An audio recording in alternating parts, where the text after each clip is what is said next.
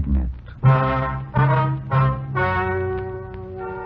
Ladies and gentlemen, the story you are about to hear is true. The names have been changed to protect the innocent.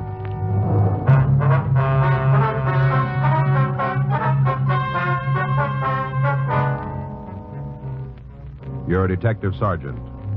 You're assigned to Bunko fugitive detail. A pawnbroker tells you he suspects a swindle. He isn't sure.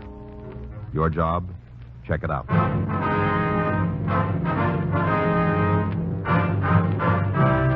Dragnet, the documented drama of an actual crime. For the next 30 minutes, in cooperation with the Los Angeles Police Department, you will travel step by step on the side of the law through an actual case transcribed from official police files. From beginning to end, from crime to punishment, Dragnet is the story of your police force in action. It was Wednesday, May 18th. It was cool in Los Angeles. We were working the day watch out of Bunko fugitive detail. My partner's Frank Smith. The boss is Captain Dillian. My name's Friday. I was on my way into the office, and it was 7:55 a.m. when I got to room 38. Bunko fugitive. Fred. You never know. Hi, Joe. Morning. You remember Fred Alpin? Oh, sure. How are you, Fred? Hi. Hold my own, Sergeant. Well, what's new? I'm not sure. Maybe just wasting my time. Yours, too. Fred thinks he stumbled onto a con game, Joe. All right? Don't look that way to me, anyhow. No. Well, what's the sting? Well, I was just telling Smith here. Yeah? A fella came in last night, a little guy. He was kind of timid. Probably never been in a pawn shop before. At least he wasn't a steady. You know, I can spot them straight off. Yeah. Wanted to pawn a ring. Got a big green stone. Fancy setting. All gimmicked up, you know. Mm-hmm. Man's ring. Real fancy, though. Asked me what it was worth. What'd you tell him? Worth $20, maybe 25. Is that what you told him? You know I can't loan full value. You know that. Mm-hmm. I offered him $5. I would have gone up to 10 if he'd have pressed me. That's better than a lot of brokers would give. Did you take the 5? Are you kidding? He went all to pieces. Thought he was going to have a hemorrhage. Started calling me a crook. Said the ring was an emerald. Shouted, screamed all over the place. It's an emerald, he said. A $5,000 emerald. That hunk of glass. Are you sure you didn't make a mistake, Fred? Now, I ask you, Sergeant, would anybody try to pawn a 5G emerald with me, I ask you? Uh-huh. Glass, that's what it was. Green glass. A nice setting, though. What do you think, Joe? Well, the old diamond switch, maybe. Could be. Sounds like the only difference is the color. You get his name, Fred? Yeah, I asked him. He just shouted and carried on, though. He wasn't making any sense at all. Got his license, though. Oh? Yeah, he was parked right in front of the place. Got the number when he drove off. Thought you might want it. Mm-hmm. I wrote it out. Put it in my pocket. It should be right here. Now, wait a minute. Oh, yeah, here it is. The match folder on the inside. You make it out all right? Yeah, I think so. We'll check it. Uh-huh. Might be a good idea if you got right on it, huh? What do you mean? Well, just before he left my place, he stopped all that carrying on. I think it sunk in what I told him about the ring being no good. Yeah. Got real quiet, you know, kind of like he was making up his mind about something. Yeah. Asked me to sell him a gun.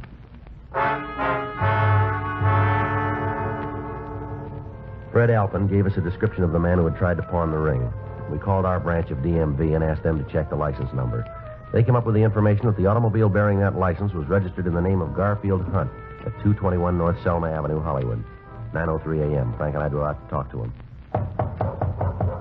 Well, it sure is a clear day. Look at those hills, Joe. Well, I read in the paper you can see for 40 miles. Yeah, I bet. Morning. Who are you? What do you want? Is Mr. Hunt here? No. No, he's not here. Well, he lives here, doesn't he? Who are you? Oh, I'm sorry, ma'am. We're police officers. Police? That's right. This is my partner, Frank Smith. My name's Friday. Where is he? What's happened to him? Mind if we come inside? It'd be a little easier to talk. Oh, yes, of course. Oh, I forgot. Sofa's still made up. Slept down here last night, so I'd be near the phone. I thought he might call. Thought somebody'd call. Your husband didn't come home. Never happened before. Not in 37 years. Yes, ma'am. Just let me fold up that blanket so you Here, can I'll sit give down. you a hand, man. Oh, thank you. You got any idea where your husband might have gone, Miss Hunt? No. No idea at all. What time did he leave? 9:35. Looked at the clock as he went out the door. Couldn't believe it. Not like Gar to go out that late. Usually in bed by 10. Yes, ma'am. He promised me he'd only be gone an hour. Promised me he'd be back by 10:30 for sure. I see. Never heard a word from him after that, not a word. What do you suppose happened to him? We're sorry we don't know, Miss Hunt. Well, you must have some notion. Sorry, we don't. You said you wanted to talk to him. Just a few questions, routine. What about? Well, we'd rather talk to him. You notify the police that he's missing? No, I didn't know what to do. Figured you'd get in touch with me when you found him. Guess I wasn't thinking very good.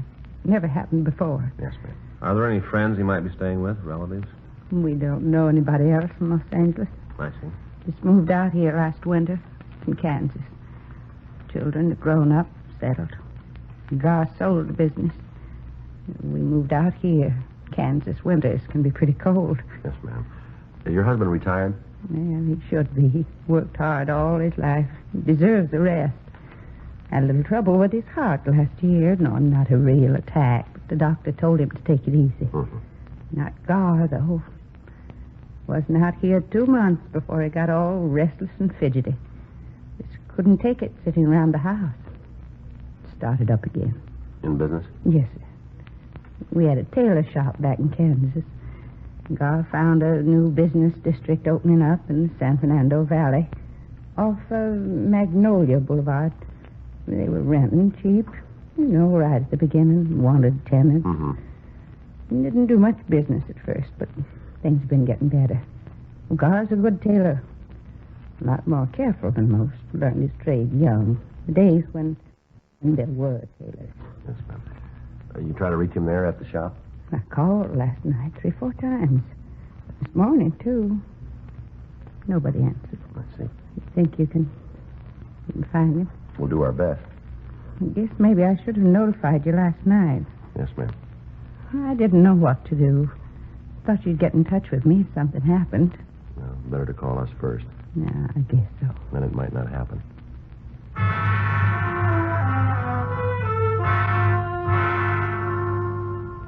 Mrs. Hunt gave us a description of her husband. We advised her to make a formal report at the Valley Division. A local and an APB were sent out. 3:15 p.m. Patrol car unit 9L78 reported Hunt had been found sitting in his car. The car was parked on Mulholland Drive. Hunt had readily identified himself. We asked the officers to bring him in for questioning. Hi, Joe. Frank. Pete? Hi, Pete. Here he is. Thanks for spotting him for us. Sure, anytime. Want to sit down, Hunt? Go ahead, sit down. What do you want with me? Just like to talk to you, that's all. This is Frank Smith. My name's Friday.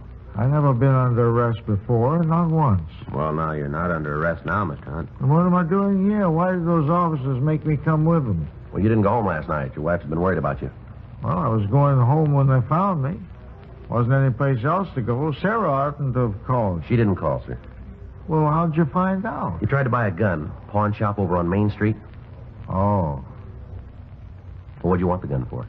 I wouldn't have hurt him. I just wanted my money back. I thought I could scare him. That's all. I don't know nothing about firearms. Thought maybe I could scare him. Who'd you want to scare? Now, who were they? Well, they said they was renting a store next to mine. Said they was jewelers that opened up a Valley branch for Lassingwells. You know, the big jewelry store downtown here. Uh-huh. Crooks. That's what they were. Out and out crooks. Went looking for them early this morning. Back door to their store was open, the one next to mine. Yes, sir. Go ahead. I couldn't find hide nor hair of them. The place was empty. Just a couple of fakes. Had the windows soaped over so nobody could see what they were up to. Pounding on some old boards, making me think that they was remodeling. Uh-huh. How much money did they get from you? Not them exactly. Fellow working with them. Must have been working with them. Only way it makes sense. Well, now, suppose you tell us about it, will you? He come into my shop the day before yesterday, along about 1 o'clock in the afternoon. Called himself Norman Christ. He said he was from Greeley. Really? That's a town in Colorado where my brother lives. Mm-hmm. Said he knew my brother Ed back there. What do you want with you? Well, he claimed that Ed asked him to look me up, see how I was doing. Probably didn't know Ed at all. They must have told him, them jeweler fellows. Uh-huh. I got to thinking back. Remembered I mentioned having a brother in Colorado one day when we was having lunch. Told him the town, too, Greeley. What happened then? Did he sell you the ring? Oh, you know about that, too. Well, you tried to pawn it, didn't you? No, sir, not really. I just wanted to find out how much it was worth so that I could tell Sarah, I was going to surprise her. Figured that I'd give him another day before I tried to sell it. Well, how'd you happen to buy it? Oh, I wasn't buying it outright. I was just loaning him on it. Mm-hmm. Told me he had a chance to option some property out near Encino. Real bargain. Said he had to close the deal by 5 p.m. that same day. He needed cash for a clincher. Mm-hmm. Had to get the money from Colorado. That's what he said. He was afraid he wouldn't be here in time. He couldn't go to the bank. Didn't have any credit in L.A. Uh-huh. Needed $3,000. He said that if I'd loan him the $3,000, he'd give me back $4,000 first thing the next morning. Offered me his ring for security. He said it was worth $7,000 easy. Said it cost him more than that. You hand the money over? No, sir, not by a darn sight. Told him I didn't have $3,000. I told him straight out. Uh-huh. Said all I had was $1,500 in my savings account. I guess I shouldn't have said that. Afraid not, sir. He told me he might be able to swing it for $1,500. He'd have to go out there and see him in person. Said he'd come back. Did he leave then? No, not right away. I stopped him. I told him there was no point in coming back. I'm no jewel, I said. How do I know that ring's worth $7,000? Told me to get it appraised while he was gone. Told me to take it to any jewel I wanted to. Seemed like he sure trusted me. Leaving a valuable ring like that kind of sold me on him. Mm-hmm. I went next door to ask those fellas who said they was jewelers. Place was locked up, so I figured they was still out to lunch. Mm-hmm. I figured maybe they was in the drugstore down on the corner, see? Did you find him up there? Yes, sir. What'd they say about the ring? Perfect emerald. That's what they said. One of them put a gadget up his eye, looked through it. You know what I mean? Yes, sir, I know. Perfect emerald worth $10,000. Not the flaw in it. Mm-hmm. Acted like they thought it was mine. Offered to buy if I wanted to sell. I told them about the other fellow. That he needed $3,000. I told them the whole story. I did. Uh-huh. They said they'd loan him $5,000 without batting an eye. Offered to make out a check right then and there. Kind of took my wind away. They were so anxious. I said maybe we could go in 50-50. They put up $1,500. I'd put up $1,500. That way, the guy would have $3,000 if he still needed that much. They could both make a little profit, you know. Mm-hmm. One of them asked me how I wanted the check. Should make it out to me. I told him, oh, make it out to cash. You remember how he signed it? Jones. Quincy Jones. That's the name I knew him by. Other one called himself Wyatt Truesdale. I don't think that's their real name. Do you? Probably one of those, what did you call them? Aliases. Yes, sir, yeah, that's it. Well, anyway, I went over to my bank and drew out the $1,500. About 2:30, the fellow came back, the one who gave me the ring. Yeah. Said he tried to talk the real estate people into being satisfied with $1,500. Wouldn't come down. Insisted on the whole $3,000. I told him not to worry, that I had it. Give him my $1,500 in the check. He said the check would be okay, seeing as how it was on a local bank. He promised that he'd pay me back the next morning. That'd be yesterday. Yes, sir. And when he didn't show up, I wanted to make sure just how much it was worth, the ring. Mm-hmm. In case something had happened to it. In case he didn't come back for it. That's why I went to the pawn shop. Mm-hmm. Offered me $5 for it. Man in the pawn shop. Couldn't believe him at first. Said it was just glass, hunk of glass. Then a great light broke on me. How I'd been tricked. All of a sudden it come to me. Well, why'd you stay out all night? Why didn't you go home? Well, you see, sir, I couldn't face Sarah. I knew I'd been swindled. $1,500. Every cent that we'd saved. Been married 37 years. It was Sarah's money, too. You know. Mm-hmm. Not just because she's my wife. They helped earn it. Well, we'll try and get it back for you, Mr. Hunt. Not much to show for 37 years, is it? That's what I kept thinking while I was sitting in my car up there in the hills. All day long, just kept thinking. 37 years. $1,500. I'll have to tell her, won't I? Well, sir, I think that's up to you. She'll know it anyway. She'll know something's wrong. Yes, sir. Too late to start all over. We won't have them. There's not a chance. Have what, sir? Another 37 years.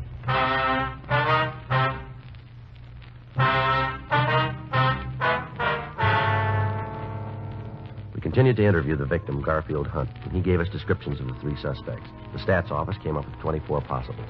We showed the mug books to Hunt. He identified 2 of the photographs, Ernest Wilcoxon and Paul Cleaver.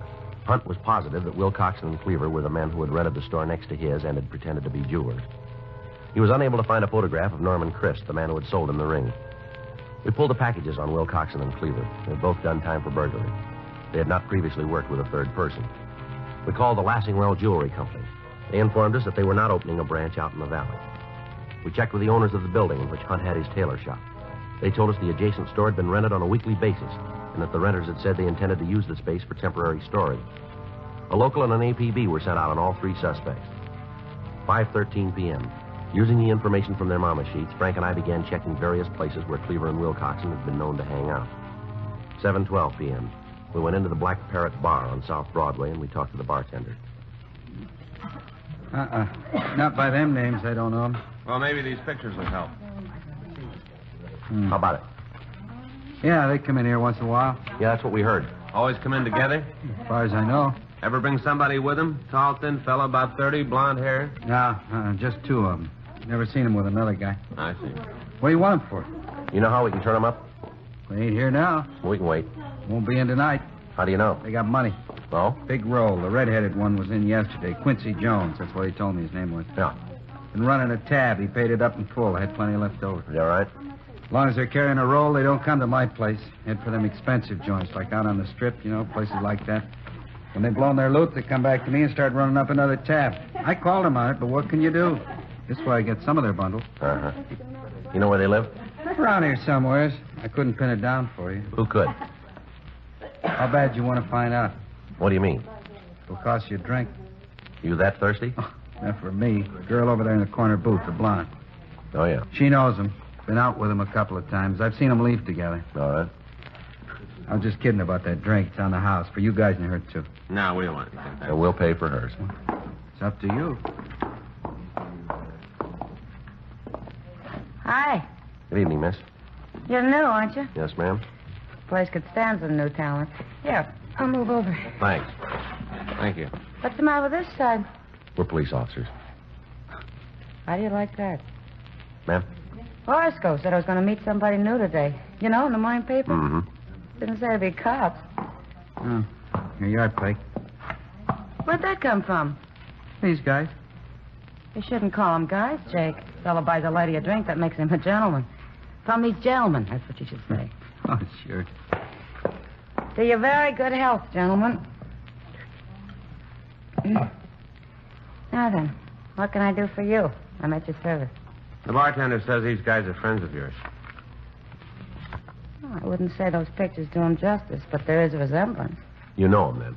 We've met. We weren't formally introduced, but we've met. I mean, a lot of people in here. Not the best people in town, maybe. It's not the best bar in town, but it's convenient. I work down the street. Uh-huh. You know where these men live? Huh? Oh, you mean these 2 so-called friends of mine? Yeah. Am I? Well, Did you ever hear of the North Cross Arms Hotel? yeah. Well, I haven't been there with them, of course. I'm not sure that's their residence, but Quincy was carrying a hotel key, and one night it fell out of his pocket. I think that was the name on the tag, North Cross Arms. All right. Thank you. Well, thank you for the brandy. Don't mention it. All right, what do we owe you? 6 bits. She drinks good stuff. There you go. Keep the change. Looks like I got one decent break. That's so? Them paying their tab today before you pick them up. No, they didn't pay it. Huh? Who did? Man named Hunt.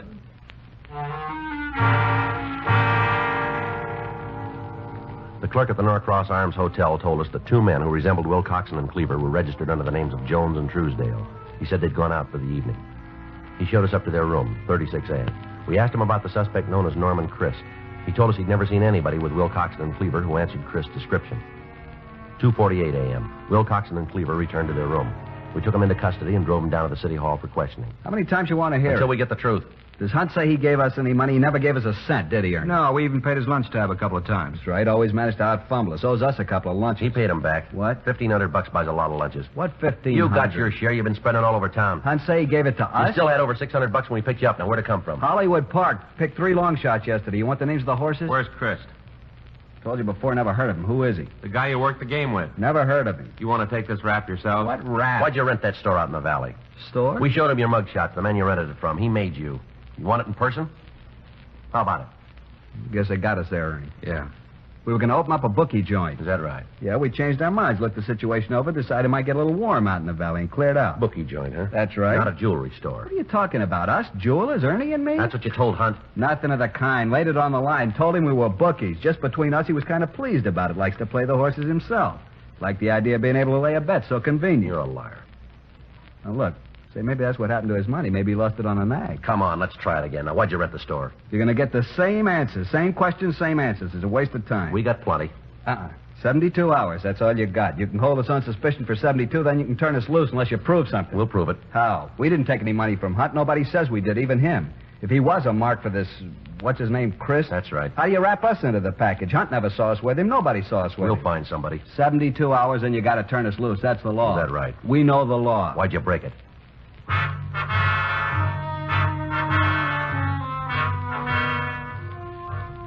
We continued to question the suspects, but we were unable to break them down.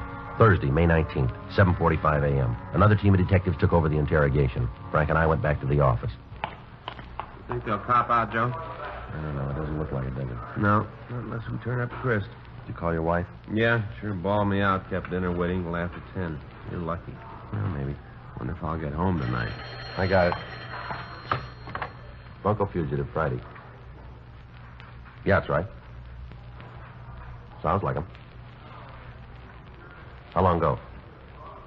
Uh-huh. Yeah. Chris? Fits the description. Smashed up a car on the Hollywood freeway. Georgia Street recognized him from our teletype. You able to talk? Died 10 minutes after they brought him in.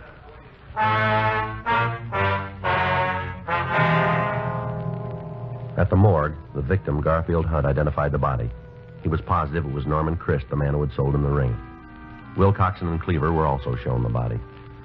They denied it they'd ever seen Christ before. The next day, Friday, May 20th, the evidence against Wilcoxon and Cleaver was taken to the district attorney's office. The complaint was refused. The evidence was deemed insufficient to bring the matter to trial at this time. Wilcoxon and Cleaver were released. 6:05 p.m. Frank and I got ready to sign out. Well, that really tears it. Sure does. The DA's office knows they're guilty. We know it and can't do a thing. Yep. I guess we've been wasting our time, Joe, just fanning the ball. Well, I'll tell you, we've spotted them, and they're going to stay spotted. Yeah. Next time they move in on a mark, we'll make it stick. It wouldn't be very smart of them to try it twice. They're not smart. Huh? They tried it once.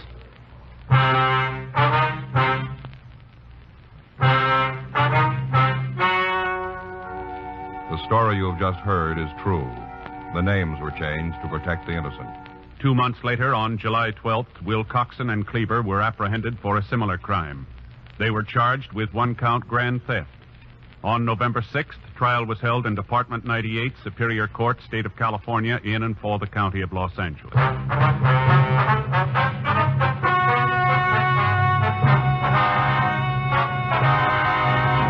Ernest T. Wilcoxon and Paul Cleaver were found guilty of 1-count grand theft and were sentenced to a term prescribed by law. Grand theft is punishable by imprisonment in the county jail for a period of not less than 1 year, or for a period of from 1 to 10 years in the state penitentiary.